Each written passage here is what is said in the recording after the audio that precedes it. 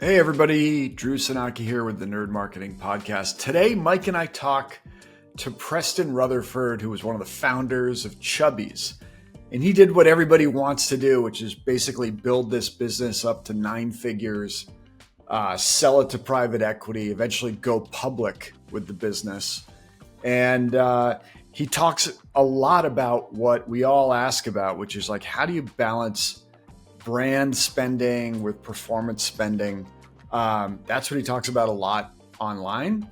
And in this podcast, we kind of get into the playbook of kind of how you measure brand advertising, why it's important, why he thinks it was critical to growing Chubbies. You know, they almost went bankrupt when they were entirely driven by performance marketing and ROAS.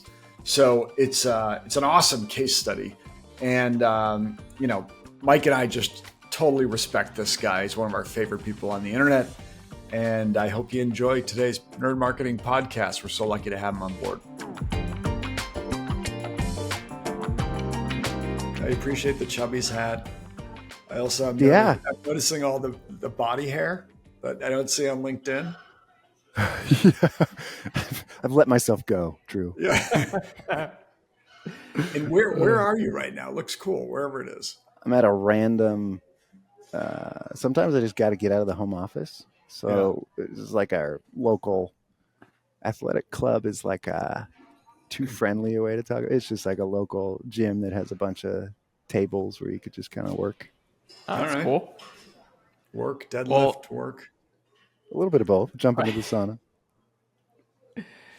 Preston, you might be our most quoted person when on the podcast. I am always quoting one of your LinkedIn posts and of course giving you credit for it. I'm not taking credit for the knowledge bombs that you are dropping on a consistent basis. Like, I love your content. So, just to lead, like, if you're not following Preston's content on LinkedIn, you should be. And for those of you who don't know, Preston was one of the co-founders of Chubbies, which is an awesome brand. Again, especially today when people are thinking about how to build a real brand and what it means to be a brand. Chubbies is like such a great gold standard for that. But I think your commentary on like how you built that, your approach, and a lot of the mistakes and changes that you made from being like a direct response brand focused on like ROAS to building a true brand is really what we wanted to talk about today. I know, one of the things that you've said is, you grew this to a 9-figure brand, but you nearly went out of business several times, I think, focusing on the wrong metrics. So maybe let's just go right there. How are you growing like a weed and nearly killing the business at the same time? Yeah, it's funny how that works, isn't it? So, well, first of all, thank you guys for having me. I'm a big fan of both you guys. And if anyone listening, watching this doesn't follow you guys, do it. I mean, you guys have some of the coolest stories. Can I cuss? Yeah, go for it. No. You guys have just seen a lot of shit and you've dealt with it and you've seen cycles. And I've seen some cycles, but I don't think you guys have gone through like the cycle before that as well. Polite way of calling us old. Thank you. Yeah, you guys are old dudes. But like I'm almost 40, so shit, I can't talk. And anyways, I just want to say, like, the stuff you guys write about, it just comes from a different level of believability where, there's people popping off on DTC Twitter and they don't know shit, right? They've not built anything. They've not weathered any storms. They just launched an ad and they're scaling it, but I don't know if they're generating any cash or whatever. I think you guys get my point. But I think what you guys bring is like, man, I've seen things come and go, and don't believe the hype. It's just like, it's like fundamentals, and let's think about, how this looks in this like, how does this asset behave in this environment and this environment? And like, what are we truly building? And I think maybe that's a segue to, maybe the Chubbies experience a little bit, which is kind of like the classic thing, man. I mean, I think we're all these consumer brands are the same, right? We're all run by humans. Humans are idiots. And we want things today, and we think we're going to get acquired on some kind of a revenue multiple in 18 months. It's always 18 months. It's always 18 months. Always, And yeah, totally. And it's always a 18 revenue months. multiple. It's always a revenue multiple, and it's always 18 months. And you're always coming up with board slides that tell the same story every single quarter. Like, we just need to raise this one last round, and then we're self-sustaining. It's the same story. But for us, we were born and raised in Silicon Valley. We thought we were a tech company, didn't really understand the fact that a consumer brand is fundamentally different. And so we just tried to, we discovered this perceived gold mine that was, put the dollar in, get the dollars out. And I think just over time, we just kind of learned that, we lost sight of the stuff that is truly important, which is maybe like, to sum up what I think you guys know and have seen, is like, what is truly important when building an asset that truly has equity value, economic value, that is truly something someone else wants to own. And I think we totally lost sight of that, where it was like, okay, this big shiny top line number, let's just play the game to drive that. And then when the precursor metric to that, which is your ROAS number, when that becomes more and more disconnected from that top line metric that is already a flawed metric as your initial goal metric to begin with, you start doing even more suboptimal short-term maximizing things, right? And we just get into these classic doom loops that, again, I think is just part of every consumer brand's life cycle story, right? Where we just kind of have to learn the same lessons. And it's like, what do you do then when you're in like the valley of the shadow of death, or whatever you'd call it, right? Just like when you're in the times when, it just doesn't feel like it can get any worse. And I think that's maybe where I try to be helpful, is just like, it's cool because you graduated to this point, right? You've gotten to some level of scale where, maybe you've earned it, but it's like, what got us here won't get us there. And so that's, I guess, where I try to kind of like peel back the onion a little bit and kind of like try to boil things down to like, I don't know, some of these like capital T truths as it relates to like, what does growth actually look like once you're maybe out of your adolescent phase, and trying to tell the story and clarify that, the measurement tools that we have generally, the way we look at data is very much oriented around this like baby, toddler, adolescent phase, but it really, in a lot of ways, hasn't graduated to, I don't know, young adulthood, or just even like legitimate adulthood. And so it's a little bit of a difficult sort of situation, but then it's also like, let's just become adults and let's understand like how a business functions, how a P&L functions, like what drives the actual lines of the P&L that we want to go up and the ones that we want to go down. Maybe yet another reason why people should follow you guys, because you guys actually understand a P&L, and how to tweak and how to adapt based on just fundamental like financial statements. So anyways, like, long-winded answer of just trying to say like, it ultimately just comes back to building a business. A consumer brand is just like a slow burn, right? Unless you're Viore, but even Viore's been around for a decade, right? And it's just like, it's just a different beast, and it's something you just sign up for and know that it's going to be slower than you think. Nothing's in 18 months, right? 18 months means 5 years, and that's okay, right? Because building a consumer brand is an awesome thing to do. It's really fun. You're making people happy. You get that feedback loop from consumers. There's obviously a lot of stuff that sucks, but there's a lot of value just to like the human condition that comes from just being a part of building a consumer brand. And what are some of those metrics that you started out optimizing around, and then how did you navigate changing what the definition of success was for you, particularly from like a brand and marketing perspective? Yeah. So for us, it's probably the same thing. Like you guys come in and you're like, well, okay, different lines in the P&L actually matter. So let's start orienting the team around that. Mm-hmm. So for us, it meant it was EBITDA, which is like what we had. Like we used to bonus people off of revenue growth, and then that really stopped working. But then like the human incentive piece has to like work its way through the system, right? You got to go through a quarter or a half year, whatever your bonus cycle is. But largely for us, it was changing the way the team was incentivized, because that's ultimately when change happens. And so for us, it was EBITDA. Then it moved to contribution, right? So particularly for the marketing team, right? Just like variable profit or contribution, or just revenue less cost of sales or variable costs. And which I think most relevant for modern marketers is just understanding your advertising costs, your discounts, shipping fulfillment costs too, just understanding that, and also just knowing which products we're pushing and what the product gross margin is of those products.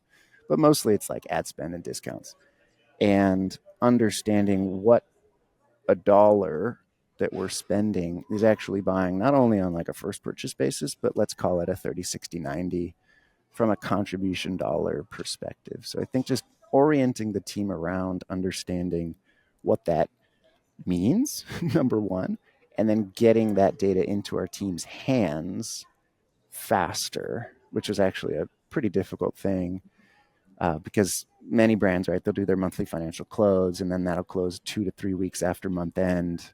And then the marketing team gets the contribution readout, but they're already thinking about 2 months into the future. And so like the readout of, oh, I thought I crushed it and I actually didn't, because contribution was down, like the impact, the feedback loop isn't there. So getting it to our team 24 hours later was a huge thing for us. And then that just helped, the hands-on keyboard folks start to make better decisions, right? With where we're sending traffic, what products we're talking about. And then as it just relates to sort of like doing the things that maybe aren't optimizing for the short-term click in the purchase, right? Whether you want to call it demand gen or the very dirty word of brand, it just makes that conversation a lot easier. And how did you get it to 24 hours, like from weeks after close? Because I think that's tough. That's amazing to be able to provide that quick feedback loop from finance. Was that the CFO was able to do that, or how did you get there? Yeah, I mean, all the credit to a lot of people. I mean, NetSuite had something to do with it. Even though NetSuite was an absolutely hellacious experience, If anyone's gone through it, everyone knows. Yeah. But yeah, I mean, all the credit to Kyle and Dave and to a bunch of people on the team who implemented all of this infrastructural stuff. It's less hard, to be fair, like if you're like a single SKU business kind of thing, right? Because your product cogs are relatively similar.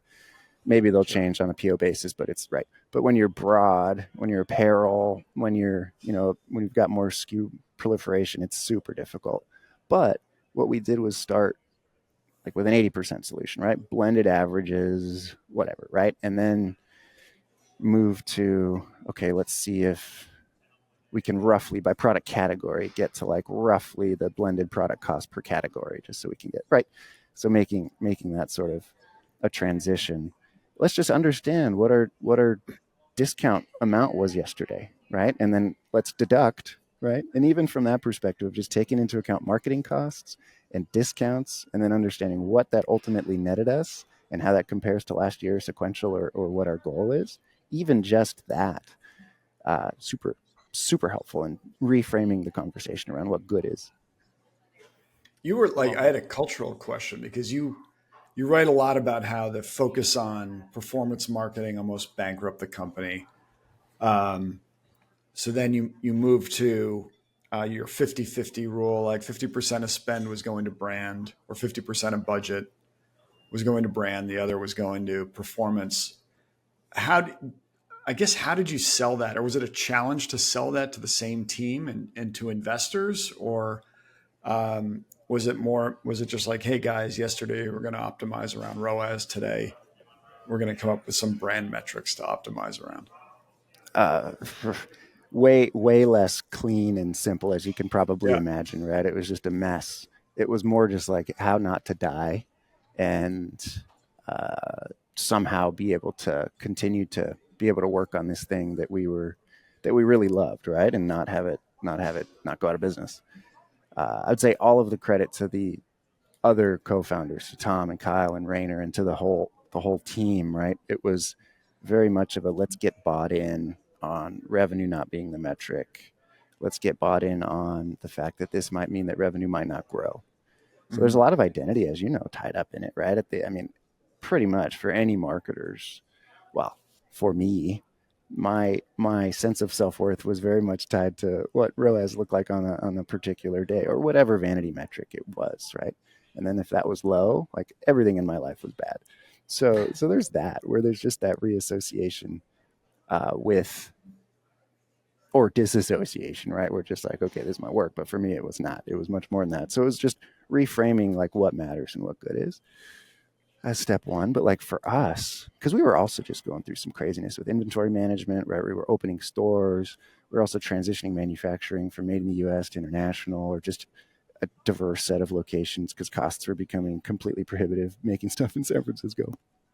So there are all these things that were happening that kind of like put us at the brink, like where it was like a little bit of a shit or get off the pot sort of situations, which is like, looking back, I mean, never when you like have to fire people is that awesome, but like outside of that, having no other choice was good, in that it's like clearly what we've been doing is not going to get us to the next step.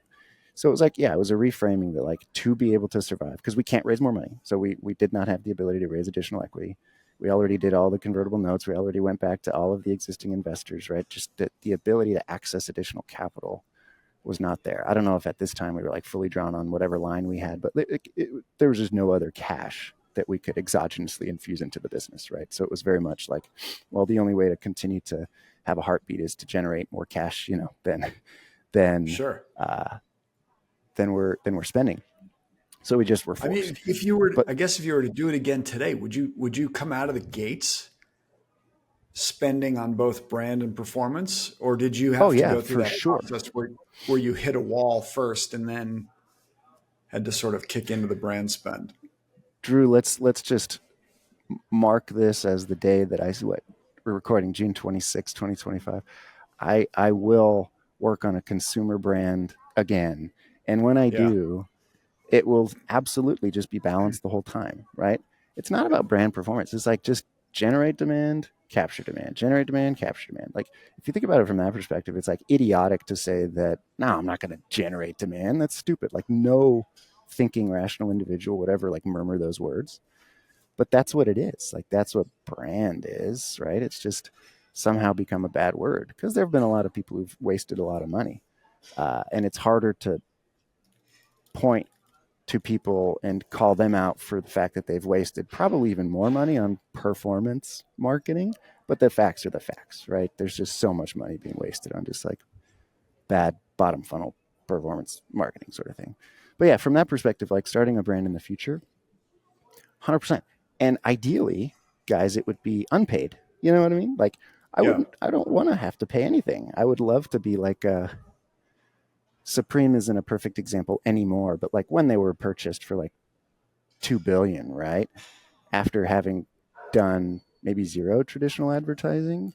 I mean, I could be wrong on that, but just from light research that I've done, right? It's not like they were spending 25% of top line on Meta. You know what I mean? Yeah. So things like that, where you're just earning the reach and the mind share and whatever you want to call it, the mental availability. I mean, that's where you'd like to be, where you're just doing shit that is so interesting and so worthy of attention and thought and so famous, to use that word that I think people put into different categories, but this being famous, like that's the dream. So, but that can take a bit longer. I think people try to take the easy way out with celebrities, which can, I mean, look at Road and whatever. Name your list of companies that are celebrity led, but they've earned it from laying a foundation. Not that I would go that route, but yes, would absolutely generate demand and capture demand from day one. Like being out of balance in anything in life, right, is like obvious to people. So in the same way, being in balance when building a consumer brand seems like it totally makes sense. Now, does it look like, meta top of funnel? It could take any form. You know what I mean? It could be just be a bunch of post pilot that's just going out into the world and just wowing people's mailboxes, right? It could be, I don't know. Part of me wants to just like go so hard in the paint on mail and just do like the RH like coffee table books Oh yeah. and just like go so intense and just own people's coffee tables.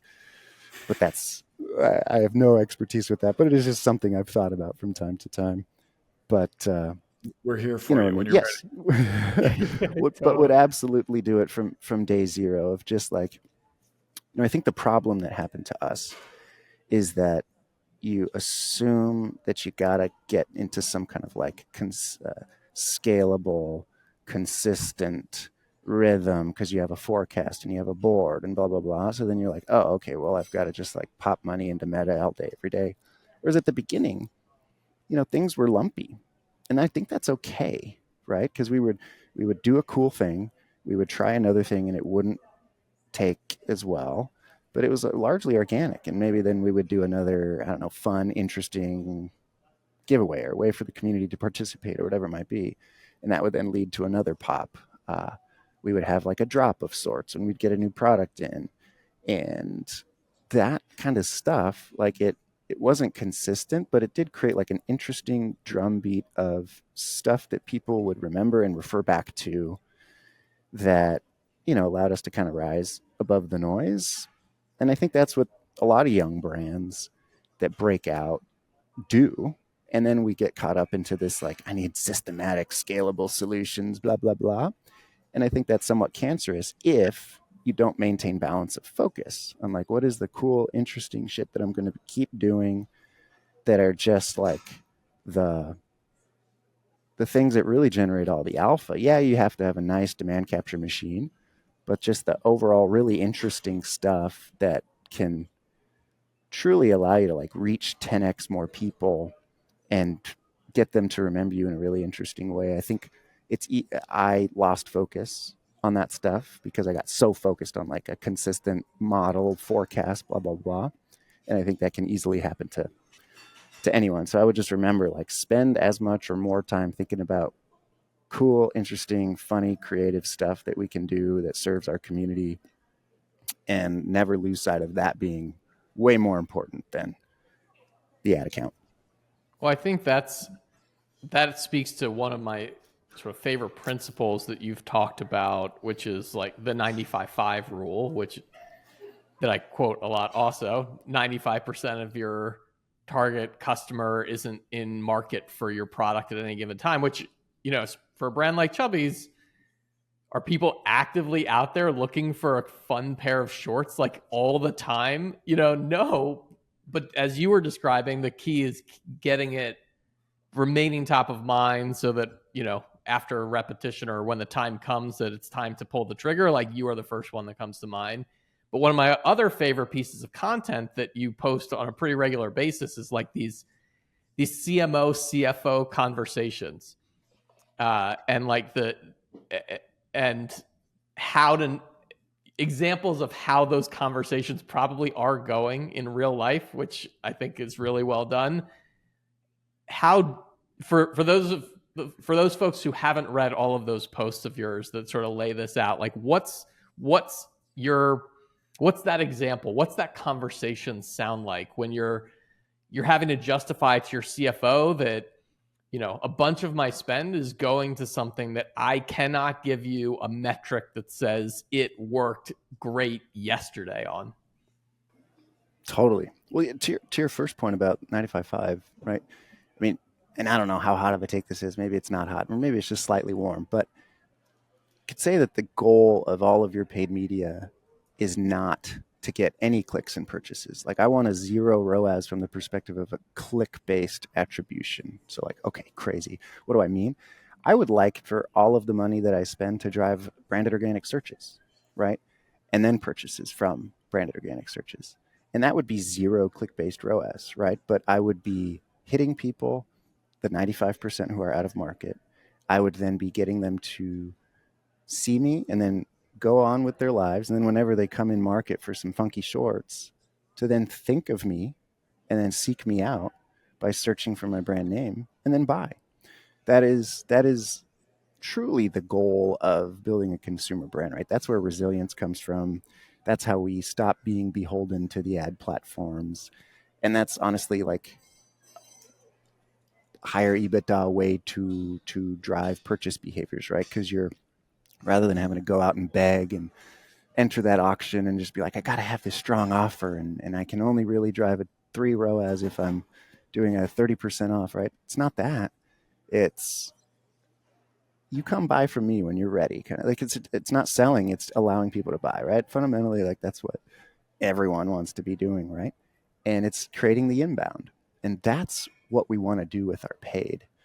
And then people will be like, you're an idiot. I'm like, maybe, but it works. And I've seen it work. And I've seen it work for a ton of different brands, right? The most valuable brands are getting most of their purchases from inbound, from people who search for their brand or come direct to their brand. That's what we're trying to do. That is like objective number one. Getting some clicks on a buy button and a purchase that you can then attribute on a one-day click basis. Fine, right? And I used to think that's all that mattered, right? What I learned is that that's like whatever, icing on the cake. What truly matters is that I'm spending dollars to drive more brand search volume and then drive more revenue from brand organic search.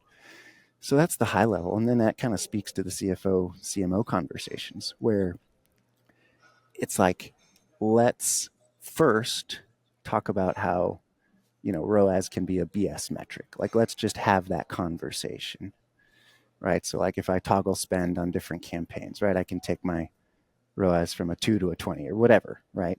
If I just put it all into retargeting. So then we have the incrementality conversation. And then it's like, let's just project out existing trends. That's kind of like another useful way to think about it, right? Our discount rate, whatever. Like last year it was a 10% sale. This year it's a 15% sale. But we didn't hit what we got with last year's 10% sale because, we've trained people to expect discounts and all these sorts of things. All these sorts of things that can clearly show up in the P&L. They don't show up on some, CAC line necessarily or some, blended MER line. And so when we just start to think about, okay, very basically, right, if you're going to be a brand that's 2x, 5x, it's pretty obvious that you'll need to get 10 times more people searching for your brand name. And that's pretty inarguable data, right? Whether you want to call it brand awareness or I tend to not love survey-based metrics as much as just behavioral metrics of just people thinking about you and then taking some kind of an action. But those are like the real metrics that you can look at that are truly tied to, okay, if I'm driving more of that, that's a good thing. If I'm driving more contribution, that's a good thing. If I'm driving more full price sales, that's a good thing.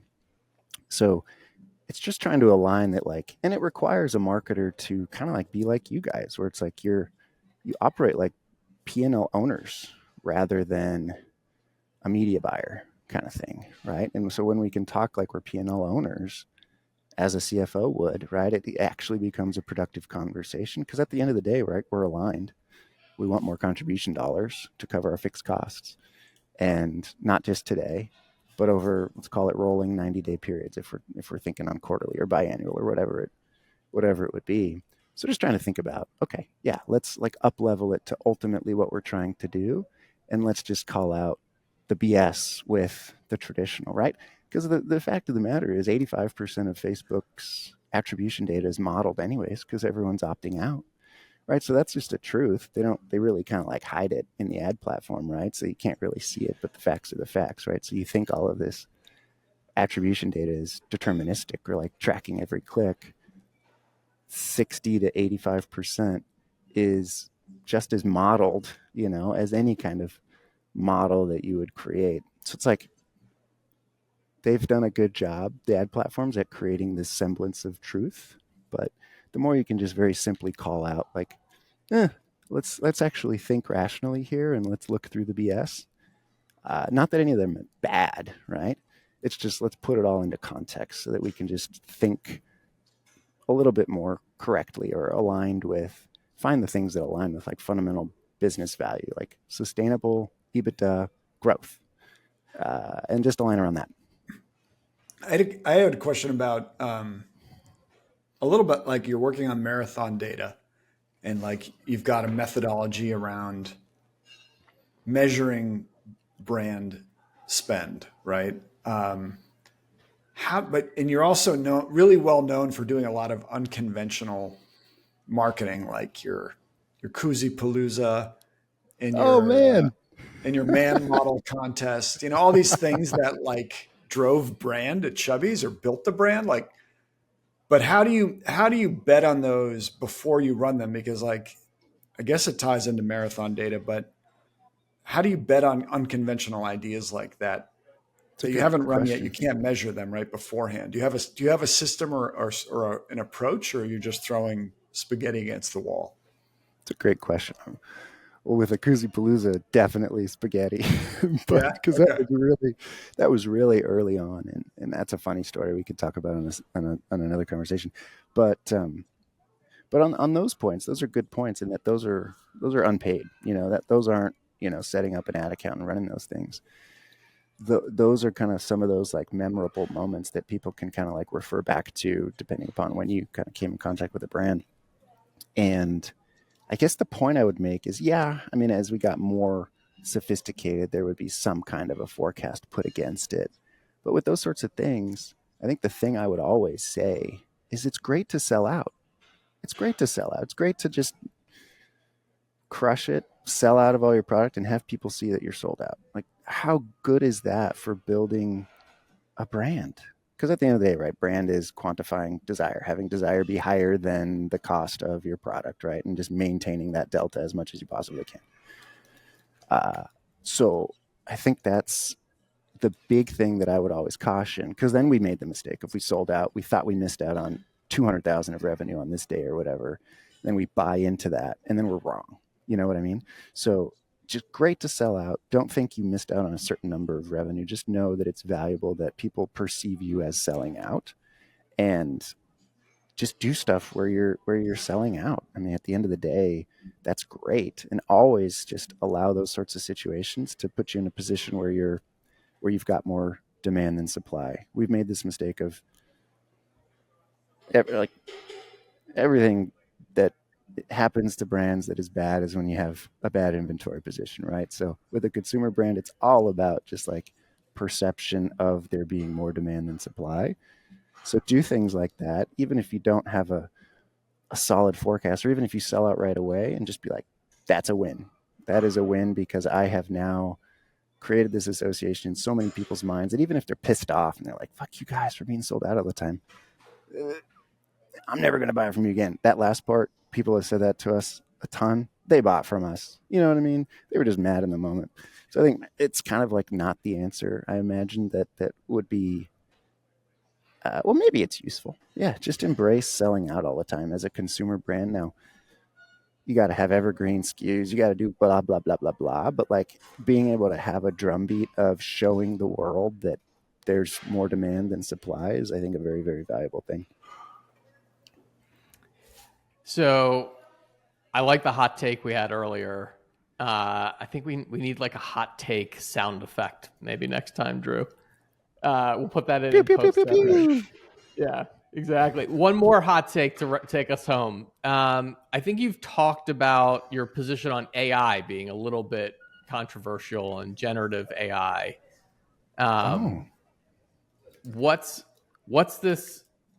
your take on the generative AI phenomenon and what that does, how brands should think about using it or not using it right now and in the future?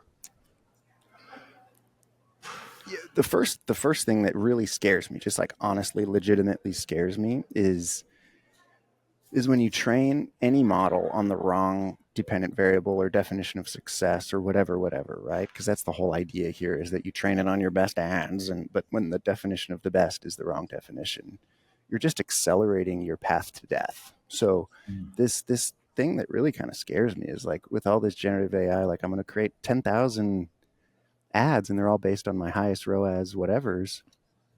Like, that scares me. Like, that accelerates people going out of business, because you then don't have time to adapt and learn all of the hard fought lessons I think the consumer brands need to learn. So when you're trading a model off of a skewed definition of what good is, you can get yourself in a very nasty position. So that's why I think it's very important just to define what good is and have that definition be very closely tied to contribution growth over long periods of time, which is not what I understand to be training these models. So that being number one.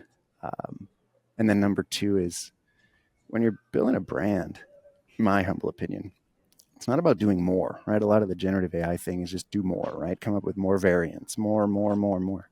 It's about doing right, because like you need shots on goal, but at the end of the day, it's like 2 or 3 things that you do over a decade people remember, and maybe that's not 2 or 3, but it's a small number of things that, and yeah, you have to fail a lot, but when you're just doing it to do it and you're like, I need 15 different cloud backgrounds or whatever, that's, I think, a waste of time. That's motion, not progress. And I mean, I've made all of these mistakes, to be clear, but just less, like do less, have them be like, I want concept variation. And yeah, maybe you could use AI for that.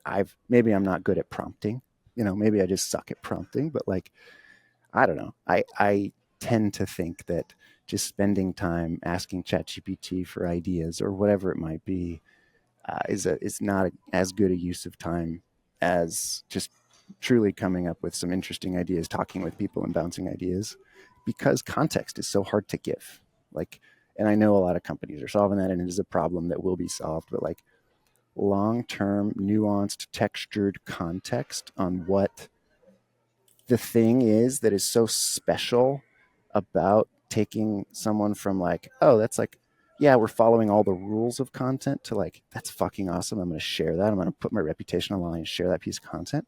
I don't think that's totally been solved yet.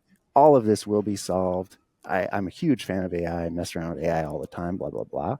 But I just kind of want to provide a little bit of a counter take to just be like, let's call out some of the bullshit and let's just continue to keep our heads about us and be cautious, right? Because it is very shiny object-y. And we need to be cautious as it relates to, like, at the end of the day, we want to reach a lot of people and we want to get them to remember us so that they seek us out, come direct to us, buy us at full price. That's all we have to do. And let's just keep remembering what that is. So how do we get those memories, that fame, all that kind of stuff? AI can probably help, maybe come up with some variants, but just remember that stuff.